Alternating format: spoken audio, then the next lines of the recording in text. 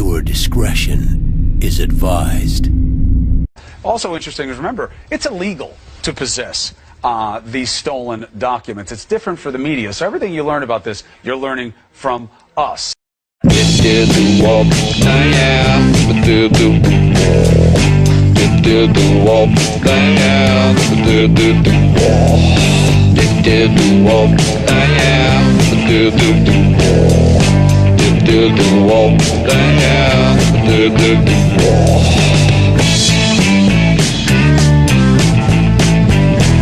They call it sexual athletics. It doesn't rhyme with anything. That's why I'm the sex king.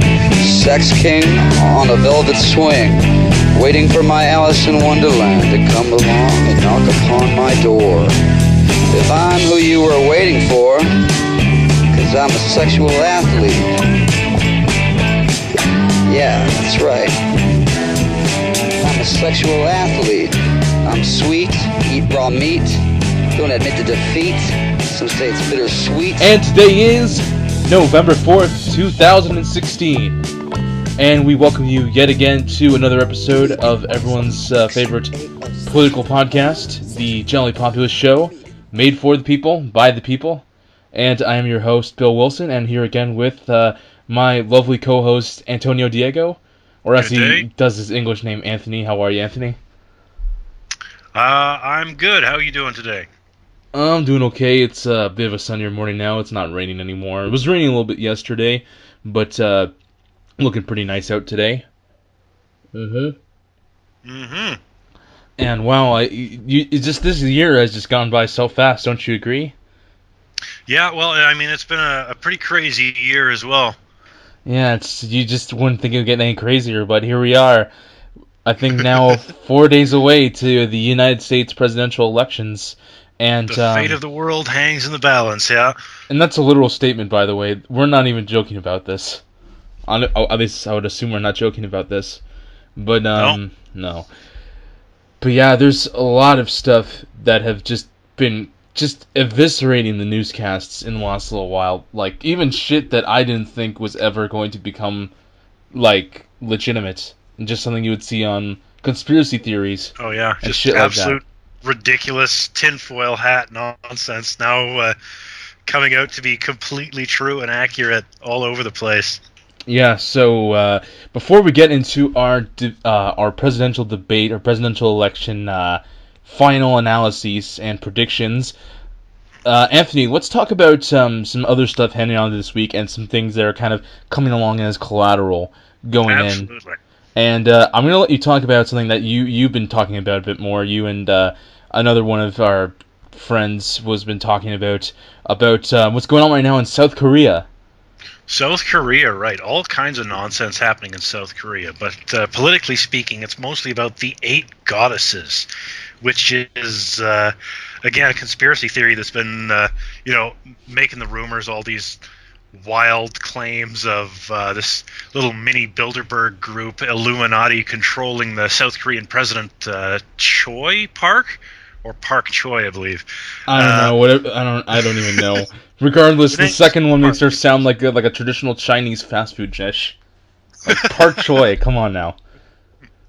But yeah, so President Park recently came out and actually addressed these crazy rumors of her being controlled by this secret group of 8 female CEOs. She came out and said, yeah, it's all true.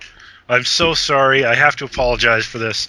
Gave this tearful confession that she's actually being controlled by this CEO conglomerate, or at least one of these CEOs, who's currently in exile in Germany. They raided this exile's house, her South Korean house, and found the text of speeches that the president had given, text of speeches that she hadn't given yet, found evidence that she had been advising foreign policy. She's been, designing the president's suits, telling her what to wear, just everything. Wow, they just go all the way down to the clothing and the fashion now, do they? Everything, yeah. That's just controlling her entire life. That's fucking crazy, honestly. But no, it's even just funny to look at, like, the kind of country South Korea has become, because they're basically like the ideal SJW nation now. Mm-hmm.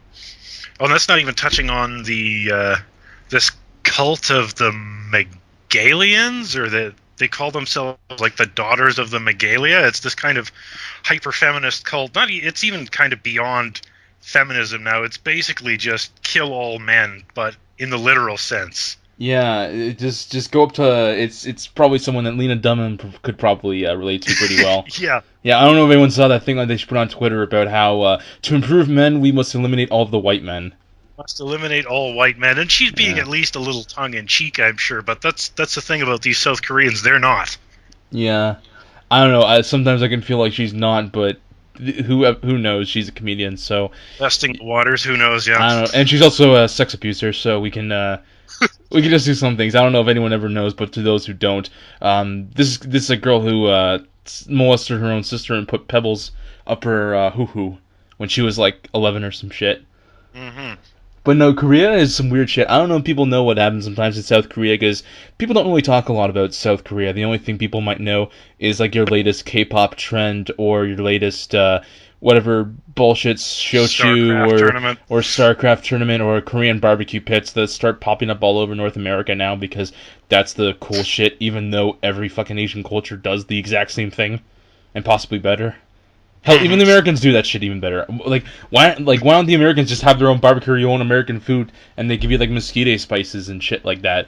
And then you go to like Korean restaurant, and it's like, okay, here was plate of bowl of meat, and go. You got plate, you got hot grill, and you go. And then they're just like, but wait, what do we use to season it with? No, that ruins the texture. It's like, but this is a piece of shit meat. I'm paying like $15 for this fucking bullshit. I was like, no, you're you paying ate that for culture. Yeah, you're paying for fucking culture. That's how they get you. never again with that fucking bullshit. But bad experience, I take it. Yeah, it was. I think one of my friends got food poisoning or something like that. Oh wow. Yeah. Obviously, didn't get like something bad like worms, or at the very worst, maybe what's that thing called again? Tapeworms. Because that's some shit that can happen. E. coli, yeah. Yeah, or E. coli. That's even worse. Oh god. But no, Korea is just fucked up because it's like in the last couple decades, they've basically become this giant like police state, basically, where they censor all your speech, and despite the fact that some of these women and these K-pop idols have to be super modest or their careers are over, it's just like it's basically the same thing, but with men in regular everyday life. Yeah, they've been they have their. That was fairly well known, their anti-porn laws, but I don't think a lot of people realize to what extent that was. There's been people, kids going to jail for basically trading pictures or looking at the hentai online. Some kid. Yeah. They couldn't. Yeah, it's like they try to get past the sad panda. The little South Korean boy is like, "Oh yes, I get past panda," and then all of a sudden he gets arrested by the Korean president. It's like, hey, the panda was crying for your fate, little South Korean boy. You just didn't know it yet. Sex offenders for 20 years. Yeah. Yeah. It's just so ironic. It's beautiful, but at the same time, it's so sad. One other thing I think a lot of people don't know about what's happening in South Korea now. One of the speeches that it was determined this CEO had written for the president that she gave, I think she gave this speech in Germany actually, but they were talking about reunification with the North. So reunification with North Korea. A fat fucking chance of that ever happening. Hell, fucking, I'd rather the North take over now from all this shit. Like, at least Kim Jong-un is balling with his flabby tubby and his cool ass steed. Well, yeah, they're kindred spirits in authoritarianism now. Yeah, he's starting to. This President Park, she's not so bad. Oh man, it's just like she just invite her over some shochu or some shit.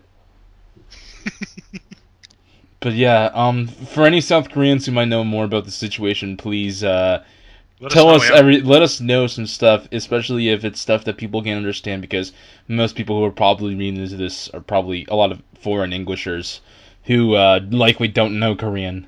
So we're running off like third-hand information, whatever you can pick up from Korean people posting on Reddit or wherever. Yeah, so just all those places.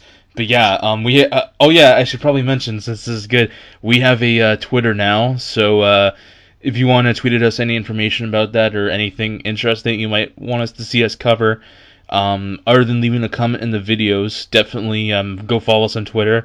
We're there as the username, I believe it is twitter.com/Jolly Populist. Just not the S, but just Populist. Because Twitter usernames are short as fuck, and they're all taken. Because it's been going for so long, so that's all I could get. So any information about that, please leave it there. And also with that, I'll be posting a link about this later. We're going to be starting a little bit of a promotion for some Red Cross donations. We're not affiliated with them, but I thought this would be good. I posted it before as a thing, but this is something that's kind of gotten a little bit bigger now that people aren't really paying attention to. So back on the 30th of October, there was another earthquake in Italy, in the mainlands. About a 6.5 magnitude earthquake struck the regions of Umbria and Marche in central Italy. It hit around 7:40 a.m. local time, about 10 kilometers deep, and a 70-kilometer epicenter southwest of Perugia and northwest of the town of Norcia that had been hit by two quakes earlier back on that Wednesday night, causing extensive damage, and it's left 22,000 people in shelters right now. 22,000, and their homes are gone, their lives are devastated, and there hasn't really just been a lot of press about this going on lately, especially with the U.S. elections going on. So we're going to leave a link on the Twitter page, as well as in the description of the video, to anyone from America or Europe, and then there's also a link for Canadian donating straight to the Red Cross that will go to help the people there. So if you have a little bit of money to give, even like a couple dollars, definitely it's a good cause. It's definitely something that we are supportive of to help the fellow Italians out there. Absolutely, yeah. I can't believe I haven't seen any press about this. Nothing on social media. My Facebook sidebar tells me that National Sandwich Day is more important. Yeah. Although this was about a week ago, there was this was bigger back in the summer, but then they just stopped following it. Mm-hmm. Because the refugees are definitely more important. Oh, definitely. Yeah. All right, so moving on, let's get into some more stuff. So as we said before, we are now about 5 days or so away from the U.S. elections, and things are heating up. On a side note, just for some comedical reasons, to kind of just give some insight as to what America is thinking nowadays, social justice being shown in media right now, because as people can see from a lot of newscasts, they're very staunchly biased towards the support of Hillary Clinton compared to Donald Trump. You can see this from various infographics of the time they take talking about his conspiracies compared to any of hers, which arguably you could say hers are far more damaging. I would personally say they are far more damaging, far more important. But so now you kind of see a lot of this social justice media stuff creeping into mainstream sports now. And now, of course, some of the major publications, New York Times, Washington Post, are starting to try to maximize their profits by appealing to this demographic. However, it is not working out for them. So not at all, no. Oh God, no. This is a couple of statistics. First off, I think the NFL are having reportedly their worst TV rankings ever, and some of their biggest ratings drops ever since the whole Colin Kaepernick scandal. And the New York Times, who have been very anti-Trump throughout all of this, they reported a 90% profit fall in the last quarter compared to last year. Which is ridiculous, yeah. It's ridiculously high. And it just goes to show that the public is starting to kind of... already their distrust in the media is high, and now it's getting even worse now. So this is definitely turning out to be a very important election. Oh, yeah. Well, I mean, it's also the just the politicizing of things that people don't want to see politics in, like specifically with the NFL. And we've seen this for years now in other media, like in video games with Gamergate back in the day. You know, these big publishers will try to push diversity and whatever in their games, and the audience just isn't having it, right? No, you can kind of see that with how the sales for something like even like Watch Dogs 2, Mafia 3 haven't just not been very good at all. And that was basically the whole promotion of not even just like diverse cast, but just like it's just like your stereotypical California cast where you have like you just have like a black man character who looks like he just came straight out of Compton, and then the main antagonist or somebody in there who eventually becomes an ally is like, I think for Watch Dogs 2, there's this one character, looks like a guy, looks like a bald guy with like horn-rimmed glasses, and apparently it's a girl. And it's just creepy as fuck, I swear to God. Yeah, like diversity can be done well, but that's not what we're seeing. We're just seeing straight pandering, quota filling essentially. And I think it's even worse with the NFL now because they're being just straight up antagonistic to their viewer base, basically. I haven't really seen too much of that, but I haven't watched any football in a while. Could you give me an example? Well, mostly just legitimizing Black Lives Matter, which is very anti, your typical middle-class white football crowd. I have to admit I don't actually watch a lot of football myself, but based on what I have seen. So, like, what do you mean? Like, there's just, like, during the games, they're, like, all of a sudden, it's like, and there's a 22-yard pass to Antonio Holmes. And, by the way, did you know that Black Lives Matter is the greatest thing ever? Like, is that what's happening, or? No, just the general atmosphere, I guess, with guys going down on a knee or refusing to stand for the national anthem and things like that. And now they're basically legitimizing these people who are standing outside, standing on the American flags and things like that. Oh, you mean like for the newscasts in general? Mm-hmm. Okay, that's kind of, yeah, okay. But yeah, it's kind of getting a little disgusting now. Even when you see just people kind of vindicate these, like, even with universities now, they vindicate these, like, safe space clubs and shit. And I think there was this one picture I saw where it was just a group of students who were like screw racism, and then they were holding the Mexican flag as they were saying, like, screw Donald Trump, we want to make America safe for everybody. But yet you're not even supporting your own country. You're supporting another country that you're not even in. Oh, there's been a lot of that. A lot of the anti-Trumpers have been waving Mexican flags. We saw that in San Jose with all the upsets there. Oh, San Jose was disgusting. God damn it. I'm constantly reminded by that shit. It's just disgusting how much fucking bullshit they got away with. And it goes right to the top with a lot of these places. Like the mayor of San Jose was pushing this. He told the police in the area to stand down while these riots were happening. Has he been impeached yet? Not that I'm aware of, no. But, I mean, a lot of people were calling for it. I'm sure he won't get another term. And I can only imagine some people already kind of just mass posting saying the day of the rope is coming for this guy, if that is true. But yeah, so it just kind of goes to show that the majority is not cool with this shit. They are not cool with this shit being posted in the media. You can also see it from this all-female Ghostbusters that came out. I don't know if you've seen a clip of it or anything like that, or if you've actually gotten a chance to see the movie. Some people assume that's about it, yeah. Yeah, but some people have seen the movie. They've seen it's between average to just flat out unfunny. From what I've seen of it, I've only seen like half the film. It's pretty boring, to be honest.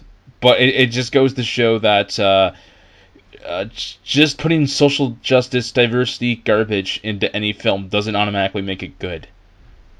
Which is the main problem. Yeah. They can try to have their agenda and whatever, fill your quota, but you still have to make a quality product. If you put some effort in, I think people are going to, some people are at least going to get something out of it, but they're not doing that. They're saying, well, having a certain number of women, a certain number of minorities is our key to success, and that's really all we have to do.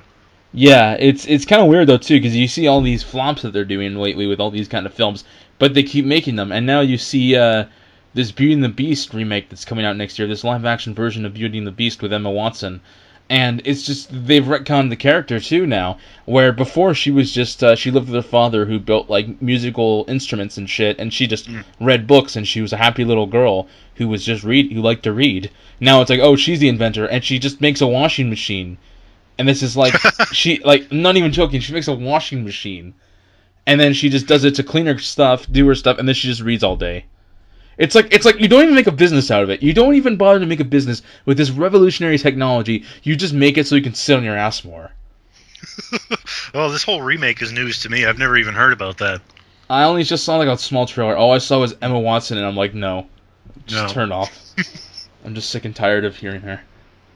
And not only that, but like the only good movie she's ever been in was like This Is the End, and that was just your general Seth Rogen comedy. Not Harry Potter? I don't know. I don't really count that though, because she wasn't really like a major enough character for me. Fair enough. That was really just what made her. Yeah, that wasn't her movie. No, that was Daniel Radcliffe. Yeah, shout out to base Daniel Radcliffe. Aside from his one movie that he was in about infiltrating Stormfront. I wonder if that's going to be any good, if it's going to be interesting, because it strikes me as kind of a new American History X, where they're going to get fairly gritty about it. Oh no, it's not like that. It's just No? it's just one of those stupid films where it's like he plays like a CIA. He's like an FBI guy who just infiltrates this Ku Klux Klan thing, right wing death squad, in order to find out if they're gonna do a terrorist bombing or some shit. Yeah. Is it actually out yet? I think it came out. I don't think anyone watched it. No. Yeah. Yet again, Hollywood, are you using this as money laundering, or you actually want to make an actual movie? Because it's like all the movies that are coming out that actually look good, or the movies that even came out that looked good, like at least like even though like they had generally they had cast members from some like different races and shit like that. I don't know, like something like The Nice Guys had like that one black girl who was pretty prominent in the movie, despite the fact that it was set in like the 1970s. When there weren't even many prominent like black actors whatsoever. And then you have something like well, blaxploitation was pretty big in the 70s, right? But I don't know if it's that kind of movie. That's more the late 70s though, I find. At least looking back to it, because it wasn't really until the 80s since that kind of started up. At least that's what I see. But I don't know. Honestly, it should really just be about the material and not what's the phrase? Was it read a book by the content, not by the cover? Mm-hmm. Which is what people like to do nowadays, because people are lazy as shit. Don't want to actually get informed. Which, hopefully we're helping some people get informed here who might be curious. So, let's move on to something to lead up into our big election talk now. We're going to talk about two things. First thing we're going to talk about now is TPP. It has reared its ugly head yet again. As U.S. Trade Representative Michael Froman has given a public statement. He says Congress have the votes to pass this thing if it is brought up. So basically, it just kind of gives a warning that people who actually care about American jobs, just know if Hillary gets in, like, you're fucked. Because TPP will pass, and I don't think other people understand how bad this thing is, because it's not just a trade deal. It's a bunch of things mixed in. It's was it like copyright laws, like all these different stuff, like quality of product laws and all that stuff, and it's basically just a big fuck you from corporatism to the American people and to just anybody involved.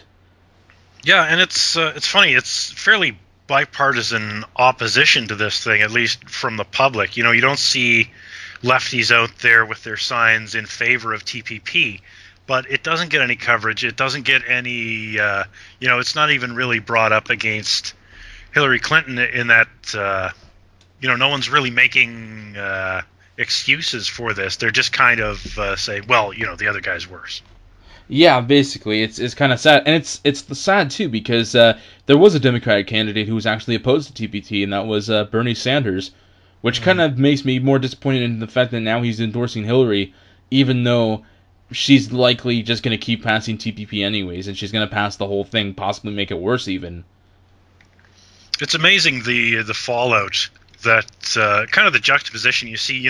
After Donald Trump won the nomination for the Republican Party, and all of the people within the Republican Party that denounced him, whereas we have clear evidence of rigging in the Democratic convention, where the chair even had to step down, Debbie Wasserman Schultz, and yet the only other running candidate immediately turned around and endorsed her. Yeah, basically. And just it's kind of funny also now, because for those who don't know, Debbie Wasserman Schultz is currently now a part of Hillary Clinton's campaign. I believe she's her campaign leader now. Yeah, she stepped down in disgrace from the DNC and immediately joined the Hillary campaign. Yeah, pretty much. And then there was kind of a bit of a thing too that basically had Tim Kaine was the old DNC head, and he stepped down because Hillary wanted Schultz in, so she could basically get this thing basically sorted up for her own plans. and in return, he's now the VP candidate. That's the theory, yeah, that she promised him a future VP spot if he would step down for Wasserman Schultz so that she could basically rig the DNC for Hillary in the next election. Although, to be fair, it's not even rigging, it's just to make sure that her girl is right at the top there, so that basically in control, nothing goes wrong under her watch. And it basically goes to show, but it's kind of just sad how Bernie is basically just become just like a giant shill for Hillary Clinton. You can even see his Twitter feed. Fell in line immediately. Yeah, although to be fair, getting a $2 million like Mercedes or like fucking Ferrari from his donor money was pretty much a good show that he is definitely a true socialist at heart. Yeah. Yeah, it's so funny. And then you just hear it was just so funny what happened when he lost. I know people were like, "So are we gonna get our donation money back?"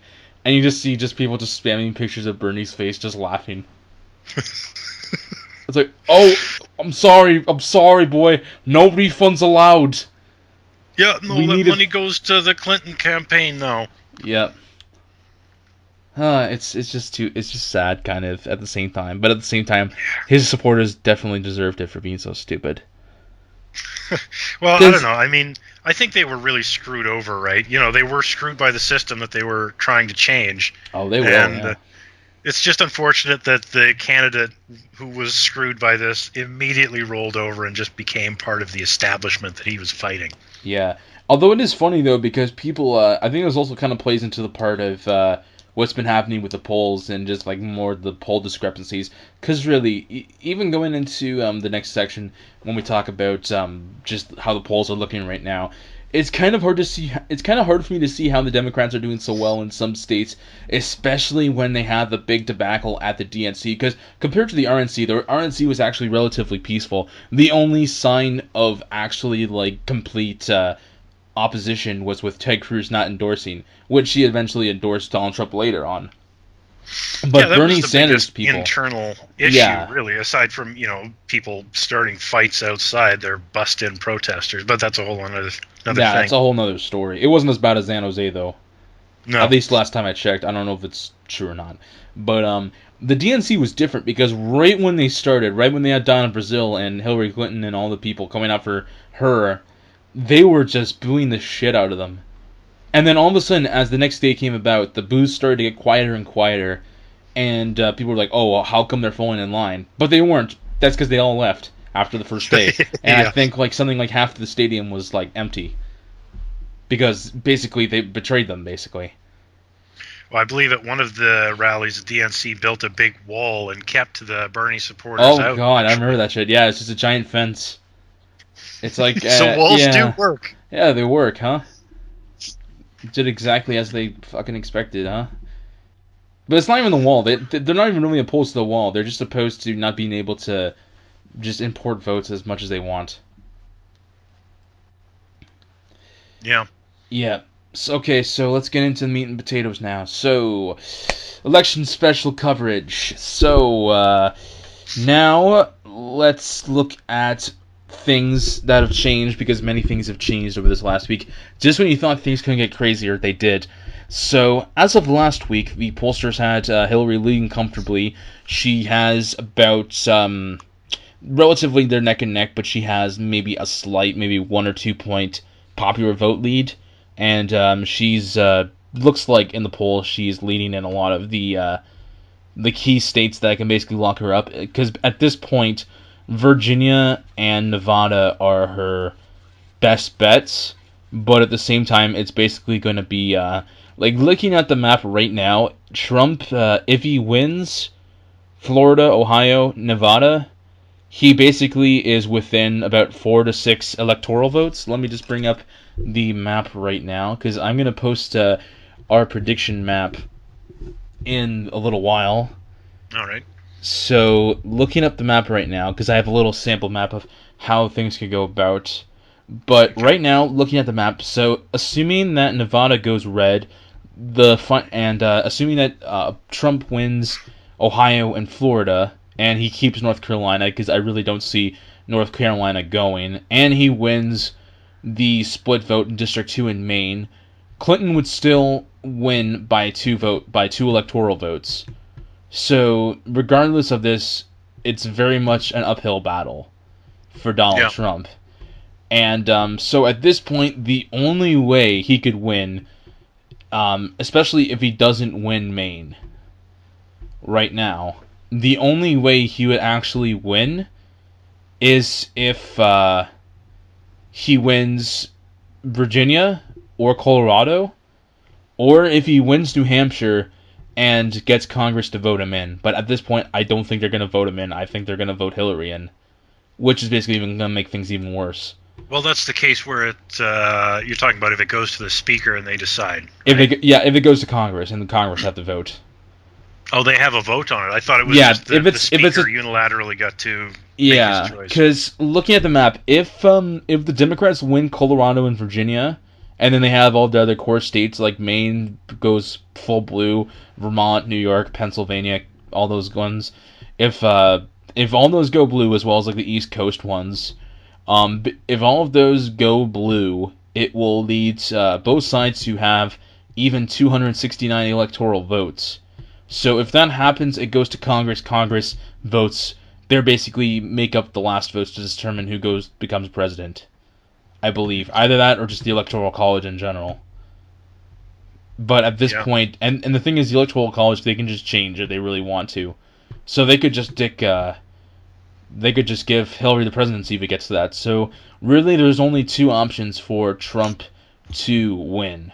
One of them is to win Virginia. If he wins Virginia, he wins basically at this point. Because if he wins, even if he loses Nevada, he wins. And if he loses Nevada and wins Virginia, he can win the election. So basically, Virginia is essentially like the last stand. Virginia and North Carolina because at this point, especially with the Clinton campaign starting to focus their efforts now on North Carolina and moving out of Ohio and Florida because of their own internal polls, right now it seems that those two, North Carolina and Virginia, are essentially going to be the deciding states. Yeah. That might just decide the election. Yeah. Based on just the media coverage from the last couple of days has been catastrophic for the Hillary campaign, with all of the WikiLeaks and the crazier stuff that's coming out, that even the media, the mainstream media that's been fairly pro-Clinton, our Clinton News Network here, have actually started covering this stuff. It's kind of, they can't keep it down anymore. Yeah, it's getting to the point where it's just too big to contain it, honestly. Mm-hmm. And I think a lot of them actually are kind of trying to curry favor now. They see things going more Trump's direction, and they're worried about their reputation in a Trump America, so they're kind of trying to look a little more nonpartisan now. Yep, basically. Oh, you know what? I think we're actually closer to the election than I thought. We're only about 3.5 days away. Oh, wow. Yeah, that's how close we are, gentlemen. But, so there are two ways I could see this going, based on how things are going. I have a good feeling Florida and Ohio are just going to go red unless there is massive vote rigging. And speaking of vote rigging, yet again, I guess we can bring this up too. There have again been reports of more vote rigging. This time in, I believe Philadelphia, wasn't it? It was Philadelphia, yeah. Because now the local county department had to go in and do an investigation and check the records because there had been suspicions of possible voter identification fraud. Mm-hmm. Well, I mean, they raided the office, did they not? They raided the office. That's the what I'm word saying, they used. Yeah. So it wasn't like they just made a formal request. No, they kicked down the door from the sounds of it. Yeah, that's what it seems. And there was a lot of constant concern because especially some of the things you see on Twitter nowadays, and especially with Project Veritas and the whole busing around. But also there's one thing I saw. I don't know if it's legitimate or not, but it was this website social media click where people were giving each other their information so they can go to different states and they would trade a vote for their candidate in one state for a vote for a third party candidate in another that wouldn't be like a battleground state. That's right, yeah, because if you were, and it was Democrat focused, but it was basically if you live in a red state and you want to vote for Hillary, well, your vote is wasted there, right? So Yeah. you could trade a vote with somebody who was in a battleground state. They would vote for Hillary for you on the promise that you voted for their favored third-party candidate. Basically, yeah, that's how it's looking. And it's definitely a cause for concern, and a lot of people are very concerned about, again, how basically this voter fraud has come up. And as we said again about last week about democratic norms, everyone talking about, oh, Trump is a conspiracy theorist, there is no voter fraud, it's even if there is, it's too small to manage, which is how they get these retarded voter registration laws. And looky, there's already voter fraud cases coming up for all the early voting. And even in Florida, they're starting to be stuff where now it's skewing in Hillary Clinton's favor a little bit, even though the polls that are coming out of there look pretty bullshit, because I think it says something like 40-something% for Hillary, 2 points less for Trump, and then it's like 20% is like something else. It's like not Republican or Democrat, which is basically 20% independent. third party, I find that hard to believe, yeah. Yeah, exactly. So but it's not even third party, it's just other. So it's basically that's basically independence in there. That a lot of them will go for Trump, because Trump at this point, it's safe to say, he has won the independent support. A lot of it, yeah. Yeah. Yeah, it's a lot of people kind of scapegoat, or I don't know if that would be the right word, but basically attacking these establishment Republicans as if they were the ones who were all on the Trump train, when that's not really the case. Trump's base is kind of something else. People who lean right, but they hate the RNC almost as much as they hate the DNC. Well, I wouldn't even really say that it's really a discrepancy between, like, the hardcore Republican and, like, the moderate Republican, because it looks like he's trying to have, like, a more of a universal appeal, especially since he's very, again, he's very for getting rid of the Johnson Amendment. He talked about this a while ago now, and, basically what that entails is allowing churches and that to actually give vocal support for political candidates. I don't know if I necessarily agree with it, but there's definitely some support for that. And also, it's just some of his policies, even when you talk to some very right-leaning Trump supporters, they will even say, like, some of his social policies are actually, and some of his views on social programs are actually quite liberal. And it's very much, it's not, in a way, he's a very bipartisan candidate, because he doesn't really stay to a party line when it comes to his policies. He just does whatever he thinks is the best way to go about things. Yeah, I have to agree. He's kind of, for all of the war between the Bernie bros and the Trump supporters, he has a lot of kind of Bernie-ish policies. They had a lot more in common, I think, than they had apart. They were just kind of split across party lines. Maybe in some ways, but I think Bernie Sanders' policies were a little more extreme than Trump's, aside from trade, which they both were basically the exact agreement on. That's true, but they were kind of courting the same base, the anti-establishment, especially with his recent, drain the swamp talk. This is very Bernie rhetoric, right? Yeah, the whole drain the swamp thing very much, and not even Bernie, it reminds me of a guy named Rob Ford, who was the old Toronto mayor. Up here in Canada, and he was about stopping the gravy train. That was his slogan. Very much reminds me of that, and that's basically what he does want to do, especially with making sure the Fed gets audited finally. The ghost of Ron Paul will be put to rest, and all that stuff. And that's who he's really appealing to. He's not even just appealing to just conservatives in general and anti-establishmenters, but he's appealing to just moderate people who just want to see their country do well. Because it's just really sick how some of these people just trying to make it about race, even on Trump's side, how some people want to make it about restoring white America, because it's not really about restoring like a race-based country. It's about making it so that this is the land of opportunity. Because right now America isn't really the land of opportunity. It's only the land of opportunity for people that have money and just want to make more money off the backs of just the poor and just the wretched and people who have been abused for just far too long.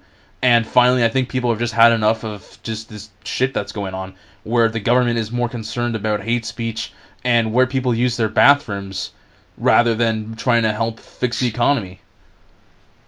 And I think we are going to see some surprises in the polls because I think a lot of Bernie supporters, in particular, are going to move over to Trump, but they're obviously in a position where they can't really be too open about it. Yeah, pretty much, yeah. But basically, there are 3 points that are kind of making us to think of why this is going to go down to the wire. Three very big things coming out. The first one is Obamacare, because Obamacare was basically the big public trigger that essentially has moved a lot of support to Trump, because people were very, very mad about that. Yeah, the recent The premium hikes, yes. the premiums is the word I'm looking for. Yeah, the premium hikes, the worst possible time for it. Yeah. So there's that. Next is what is it? The emails, I think. The Podesta emails that are coming out now. Yeah. Well, not Podesta. That's the last one. I think it's the server now. They found the 33,000 unbleached bitted emails on Huma Aberdeen's archive of her USB drive she had. And whose computer was it in? Possibly the most ironic thing ever. It was in Anthony Weiner's computer.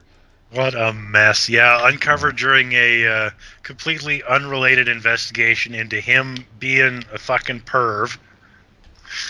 Yep. And they found the emails. And in the words of Donald Trump himself, she got schlonged.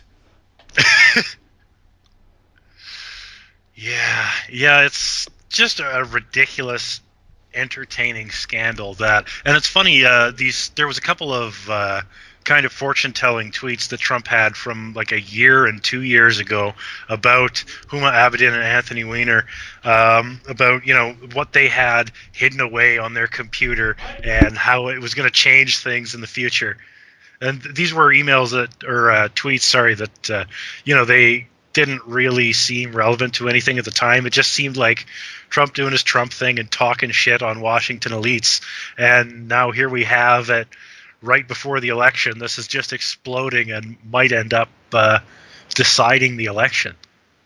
Yeah, I guess that's kind of ironic, but yet kind of makes sense that just the small. It's just ironic that because you just had all the lawyers go in, wipe all the information, make it seem like this is never going to see the light of day, and then lo and behold, one small fuck up, and the entire thing is busted. I have to wonder if it was honestly a fuck up though. Like reportedly, the FBI, they found all of these hidden emails that had been saved, that they thought had been deleted. They were in a folder named life insurance. Oh God, that's pretty spooky actually. Yeah. Yeah, and I think it kind of makes sense with the new Podesta emails too, that it literally is life insurance. Sean, you've been following this quite a while, so I'm gonna let you explain this. Or no, alright, fuck, let me see that again. So, Anthony, you've been pretty interested in these emails, so I'm gonna let you explain this first. Yeah, the Podesta emails and John Podesta. All right. I don't actually know who Podesta is. Is he a member of the Clinton campaign, or? I believe he's one of the big DNC higher ups. Okay, Last time I checked. You know what? I actually don't know. Let me check. Something we should have looked up before the show. My bad. Sorry, he was. No, you're right. John Podesta was the chairman of he is the chairman of Hillary Clinton's presidential campaign, and he was previously a chief of staff to Bill Clinton. Okay. Yeah, so a lot of these emails go back to, I'm looking at one from 2009 right now, and just in the last couple of days, there is some seriously weird, spooky shit in some of these emails. I just dropped one in the chat here. I'll read it out. But there's been a lot of obvious euphemisms and code talk where they're talking about, pizza parties and hot dog stands in kind of nonsensical ways. One I'm looking at right now, The highlighted text, I think Obama spent about $65,000 of the taxpayers' money flying in pizza/dogs from Chicago for a private party at the White House not long ago. Assume we were using the same channels? And what looks to be in response to that is, if we get the same quote-unquote waitresses, I'm all for it, followed by 3 exclamation points. Yeah, it's weird though when they talk about pizza, because I have a couple emails that I've looked up too, especially this one. This is from I believe it's John's brother Tony Podesta, where he says it's kind of cryptic too. He says, "Mary, not free, would love to get a pizza for an hour or come over." Where they like, first off, how do you get pizza for an hour? Like what is this shit? And then you see there was another one too where they were saying, I think, a similar thing about it was right here. It was from somebody else from, I think it was like the Sandler Foundation, or no, it was from John Podesta to somebody from the Sandler Foundation. I have no idea who they are. And he says, "You were having a lot more fun than I was. Very good meeting with Darren, which I will report on." To which he was responding from the message that was, "Last day in MV, missed you. Susan whipped Sherry and me at Domino's. Using the Podesta method, she made up the rules as we played." So it just sounds, it does not sound how it seems. And then it also kind of references this food-based talk from an earlier email from May that Hillary got from somebody, because somebody from her campaign was taking lunch orders, and Hillary says that she wants a hot dog with no bun. Yeah, like some of this stuff, and that's the nature of this kind of code talking, where some of this could be innocuous, but the way they talk about a lot of this stuff is obviously not. So it just kind of throws all of it into question. Yeah, it's just so like out there that you don't even really know what the real context would be. But some people came up with ideas for what these code words could mean, because from how some of this kind of looks, because there was another email too where he was talking about these 3 girls. They were going to get a private Uber for them, and basically something about accompanying entertainment. And they made it seem like these were like very young girls. I think the youngest one was 7 years old. And from what some people are reading, it makes it seem like it's like some kind of evil, satanic child sex ring. This stuff, yeah, this is obviously the realm of some stereotypical conspiracy theory stuff, but it's kind of becoming hard to deny at this point, looking at the evidence we're seeing here. And if this stuff was really innocuous, why did they go on this mass deleting spree? Why did Huma Abedin feel the need to save this stuff on her personal hard drive in a folder named Life Insurance, right? That's the thing too. And now even Anthony Weiner, he's when a lot of Clinton's people pled the fifth, he's cooperating actually. But nobody knows what's going on. But now there's this thing about how the New York Police Department have the emails, and they say if the FBI aren't going to release them, then we are. Yeah, so we'll be seeing this stuff one way or the other. This might be some pretty entertaining side theater after the election, whichever way it goes. Potentially, yeah. But let's get into the last little kind of arguments for looking into how we're seeing things. The big question as to how this is going to sway is, where are the Sanders supporters going to go? Because there's not too much question with Trump's base. It's basically the most solid right now. I believe their enthusiasm for the candidate is definitely much higher than Hillary. Oh, absolutely. Hillary, it doesn't seem like, I saw someone say she doesn't have any organic support. It's really kind of manufactured lesser of two evils, or support your party support. There's nobody who is really cheering, yeah, Hillary's the girl we want. No, only the radicals are saying that. There's a few I find. There's a few, but they're like your typical, it's like the one picture where I see this obvious tranny wearing red lipstick with a hat that says "Make America Drumpf Again." It's like those kind of people. It's these single issue, progressive, identity politics people where they don't really have any serious positions on economy or, sovereignty or anything like that. It's really just about their pronouns and whatever, right? Yeah, because it kind of makes me sad how, like, I look at this and I kind of hope that more of her base would at least be more like somebody like Michael Moore. Like, that's how sad it's gotten. Yeah. Yeah, because at least, even though, like, you can hate the guy, at least he actually does some research. Yeah, Maybe he not has some extensive, sound but, positions, but he represents the not so much pro-Hillary, but the anti-Trump crowd. Basically, yeah. I don't think even the real Obama lovers aren't going for Hillary, and that's really kind of seems to be might be her downfall, especially if a trend starts going and a lot of Bernie supporters start to go towards Jill Stein instead, especially in a very liberal cities like New York and Los Angeles, where a lot of Bernie supporters have very strong bases there. They might just go for a third party instead, because they might just be like, oh, I don't want to support either of these people, which is kind of how it's starting to look now. Yeah, and I think depending on how much coverage this Podesta stuff got in the next few days, we might see that happen. This just growing disgust with their lesser evil candidate, where they will no longer see her as the lesser evil, and they'll just be too fed up with both sides and just go third party. Man. Or not vote at all. Yeah, but the only other option that could happen if the only way Trump or Hillary couldn't win is this one's a little bit of a far-fetched one that could possibly happen if both of them don't get 270. McMullen wins Utah, and the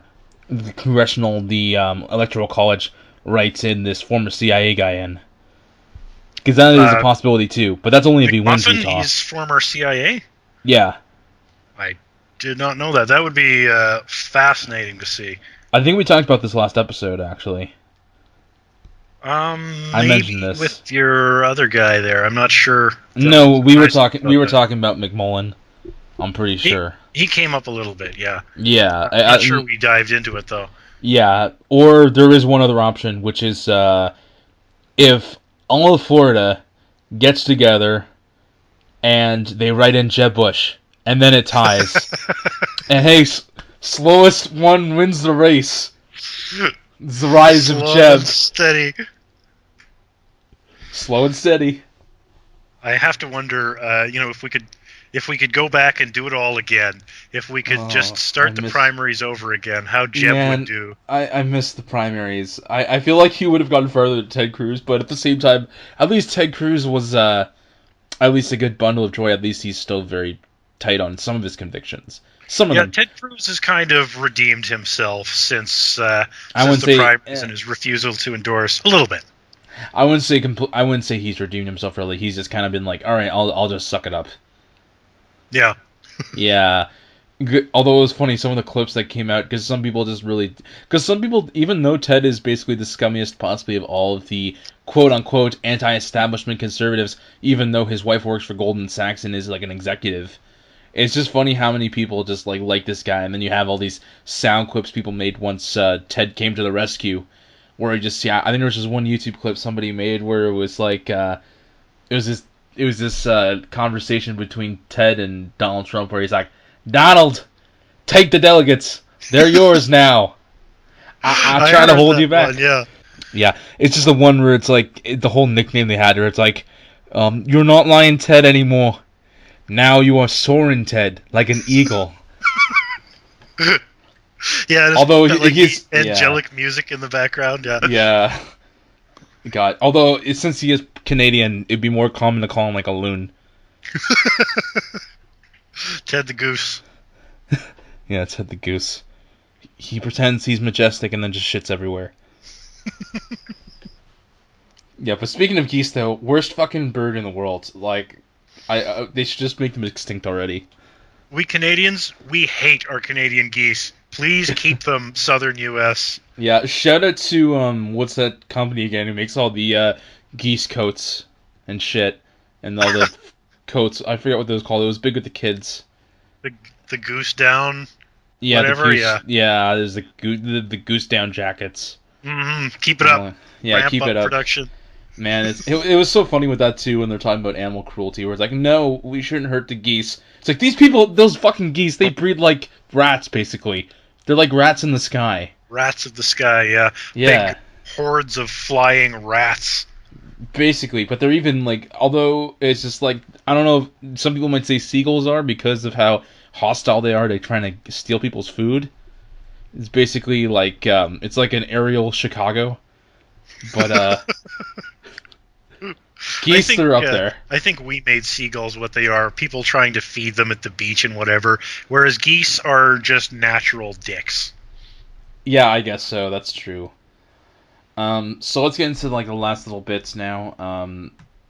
We'll talk about quickly about Brexit, and then kind of our final thoughts on how Election Day is going to go. So, as many of you have probably heard, because we only really have 10 minutes left.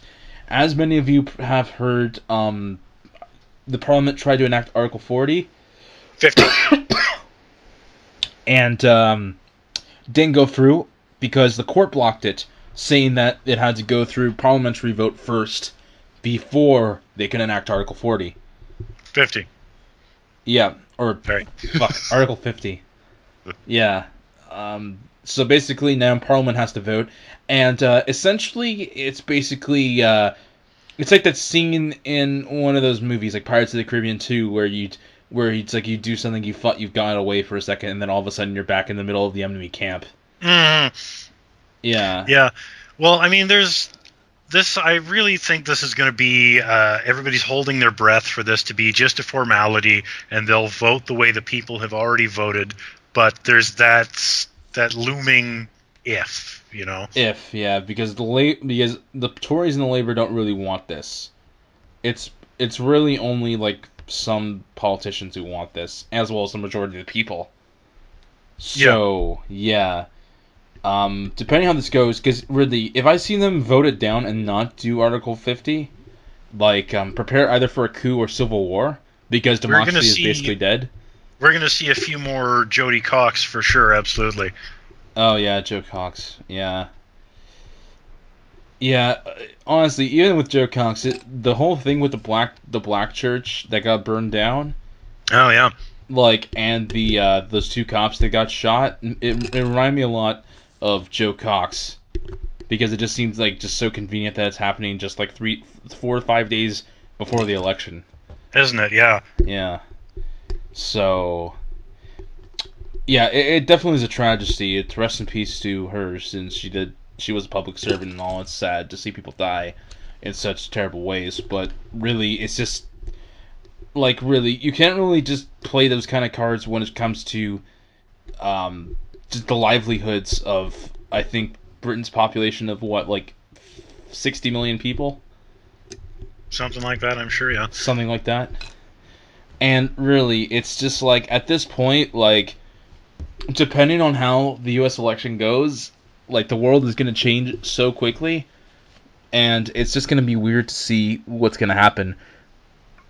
So we're going to keep looking out for what's going to happen with Brexit, and we're going to talk about the aftermaths later when those come up, and then the Austrian election will be in December. We're going to talk about that too, as well as any other European elections coming up, as well. I believe the French elections are coming up too. Their first debates have happened. I haven't been able to cover that. That will be for next time once we get some translations.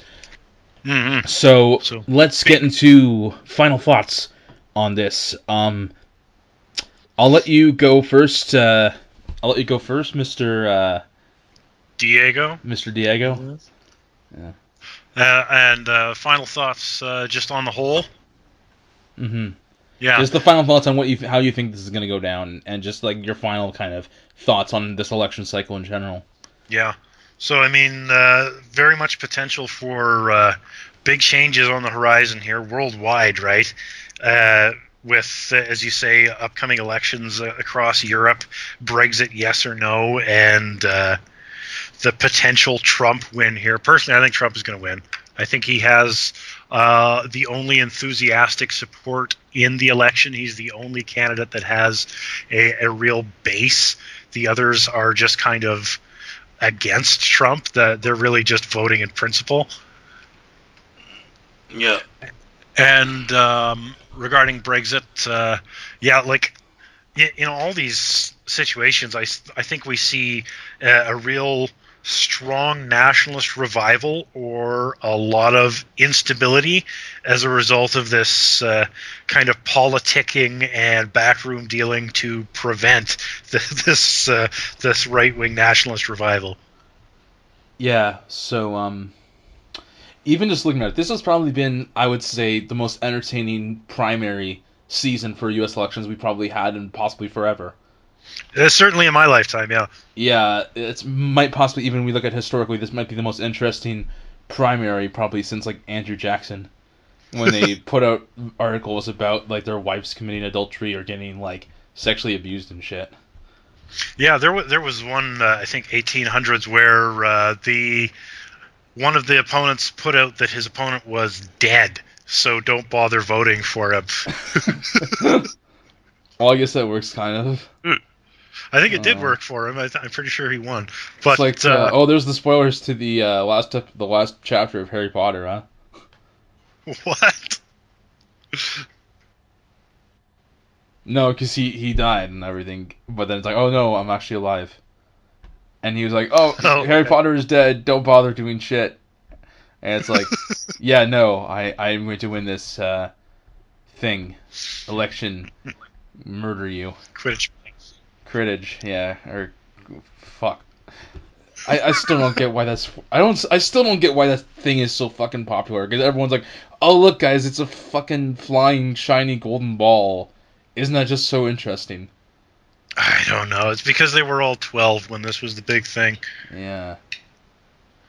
Yeah. Goddamn. All right. So your final thoughts? Final thoughts. Really, I'm kind of slanted on Trump, so it's kind of hard for me to say. I think it can go one or two ways, depending on how things go. One way it could go is that Hillary will win, but barely. It will either be due to vote rigging itself or to people just being convinced by the public polls so much that they actually do give her the support needed in Virginia.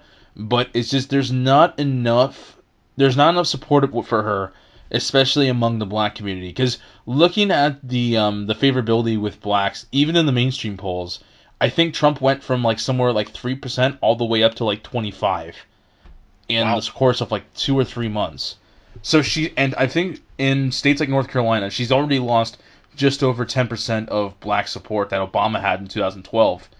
And North Carolina easily went red, so I don't see North Carolina going red this election. Even with the change of demographics in like the whole science triangle and Raleigh and everything like that, I just don't see it happening. But right now, it's really going to depend on three key states, not just because Ohio and Florida. I think they're gonna go. I think they're gonna go red this election. Definitely Ohio, especially since Trump is the only one who's actually basically pandering, or not pandering, but or I guess you could kind of say pandering to the working class man. So and to Yeah. the Rust Belt. So definitely, I think he's gonna do well with the Rust Belt, aside from Illinois, because of course Chicago. But I think it's gonna come down to three states. One of them is Virginia. Another possibly Colorado, and the third is a very big wild card, which is probably Pennsylvania, because Yep. that's the one, especially with the Metro Workers strike. That's the one that's might sway the election, especially if there's a problem voting for people in Philadelphia. But I don't think it's going to happen, especially if the Democrats' voter truck comes about and like, hey guys, get in. It's the magic school bus.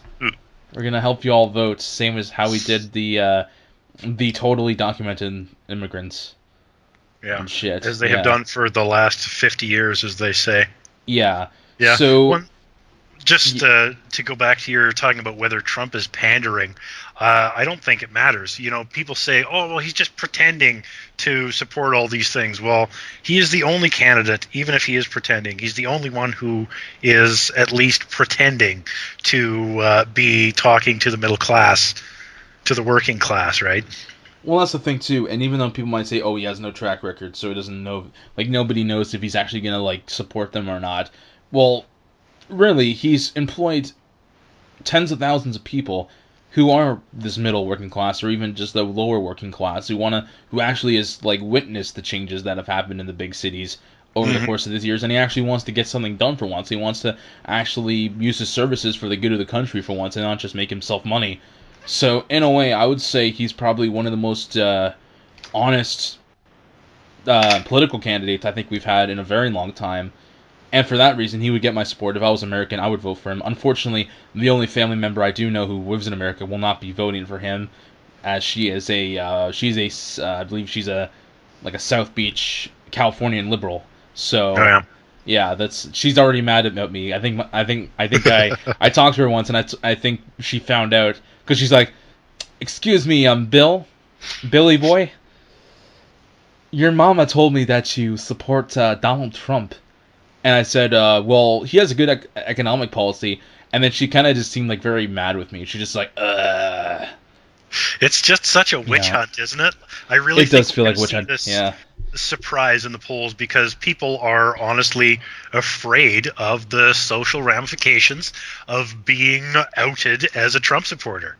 Yeah, this is a good thing to end it on. I'm gonna talk about something that was posted lately from the blog of a man named Scott Adams. This is a good way to end the show, because this will basically summarize why people are voting Trump, because some people still don't understand why people are going Trump. This is a good reason why. So Scott Adams is an economics graduate from a school somewhere in the East Coast.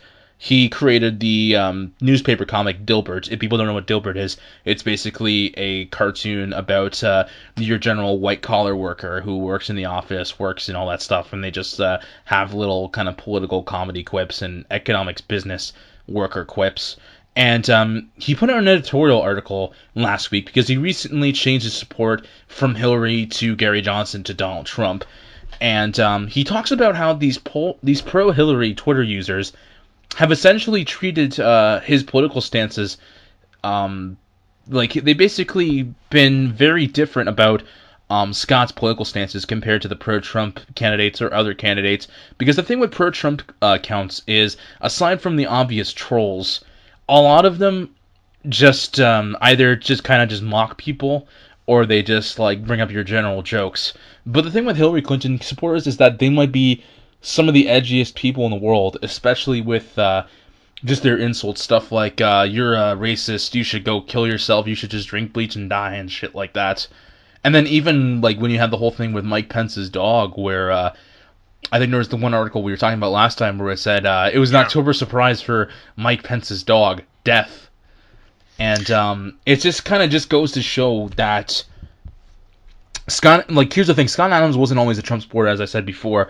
And around the time he made the switch, because Project Veritas was essentially why he had the switch, because really, like, it was just ridiculous, just how they could do such a terrible thing to these innocent people. And you have these pro-Hillary Twitters coming out and basically saying that he's anti-democracy, and they just are basically just harassing him all over Twitter. Basically, it's not even just him saying like, "Oh, we don't approve," or "Oh, you're an idiot," but it's like legitimate death threats. Where it's like, "Oh, I know where your office is. I'm gonna plant like I have the plans to plant like a fucking bomb or some shit, or we're gonna assassinate you," and shit like that. And they're basically just making it seem like him and Trump supporters are anti-democratic. But really, the only people that we've seen so far that have shown any signs of anti-democracy have been the establishment. Yeah, or fascism, as they're so famous for accusing. Yeah, they've convinced themselves that they're the righteous, and so nothing is too low for the evil Trump supporters, right? And if you read Scott Adams' earlier blogs when he was a Hillary supporter, it was fairly tongue-in-cheek. Like, he's always been kind of a Trump supporter, but he states explicitly in his blogs that I have endorsed Hillary Clinton for my safety, because I was getting a lot of flack for being a right-winger, for supporting Trump. People were threatening my livelihood, my job, my home. So I am now publicly endorsing Hillary, so people no longer threaten to bomb me. And when the leaks started coming out, he decided that he couldn't even ironically support this candidate anymore. Basically, and it just kind of shows that this situation is just something that a lot of people have experienced during this election cycle, both on each side of the political spectrum. And ever since Brexit, which is probably like one of my highlights of the year, And this basically started this whole populist movement that's moved into France, Germany, Austria, the Netherlands, Italy, and the rest of the UK, where they're now going into the path of independence, despite the cries of your Londoner social justice horde and your momentum riders, guys like Sadiq Khan, the mayor of London. And really, it just goes to show that people are tired of being forced by these radicals to allow them to spread just this frivolous garbage among the youth. And that's why we're really seeing all these like new Generation Z kids who are starting to become increasingly conservative and right-leaning compared to the millennials and even to the Gen Xers. And even along with millennials in quiet, they can't express their true thoughts, they can't address their true feelings, or else it would have a serious repercussion in their social life and in their work life, especially in these liberal countries like Canada, Sweden, Denmark, and even in the United States itself in major cities like New York City or Los Angeles, where it's basically like a bird in a cage scenario. It's enraged all of the moderates and all of the centrist independent voters who actually want to see their country go in the right direction. And that's a direction that the establishment politicians aren't going to lead them to. Trump is the only one who's actually a real populist candidate that people have been really waiting for the past 4 to 5 election cycles, ever since Ronald Reagan, basically. But even though I wouldn't even really consider Reagan to be a massive populist despite his universal support. And really, just that alone, just his sincerity to the people and his willingness to do things for the masses, not for any specific class, but for the masses of America itself. That's why I feel like he's going to win, and that's why I think people are going to vote for him on November 8th, and it's going to be a lot different than even the polls show. And really, it basically just goes to show, once Trump is done, I think this basically sheds a light on political parties in general. Because after this, there's not going to be any more voting for DNC or RNC after this election. Because really, once Trump is done, the RNC isn't going to make sure this happens again. Even though they have a massive popularity spike, the views that they want to represent and the people who give them money aren't very happy, and they're pulling their money away, and that's going to hurt into the bottom line for people in the Republican National Convention, because once Trump is done, they're going to do what is necessary to keep people like him away from office. And if they do, and even when Trump gets in, I can see them blocking basically everything he'll try to bring in. Yeah, they're going to lose a lot of popularity for going against their own candidate. I think Brexit was the watershed, not so much because it created this populist movement, but it showed that it's always been there, and it just hasn't been getting any publicity. It hasn't been getting any representation, and it just showed that there is this massive, quiet, nationalist, patriotic movement across the West, and it just hasn't been getting the respect or the acknowledgement that it deserves for its size. Absolutely, and I hope we can just appeal to some people who are listening who might be heavy on any spectrum at all to just kind of look at this election and then take the lessons from it and use this for the future. Because really, depending on the choice America makes, there might not even be a 2020 or a 2024. It's basically now and that's it. So with that, I think we're good for this episode. America, you have one choice to make. Thank you so much, Anthony, for this episode, and I might do a live stream on Tuesday night for this. I don't know, probably not, but we'll see what happens. We're going to post our state election predictions up, and we will see you all next week. See how this works out.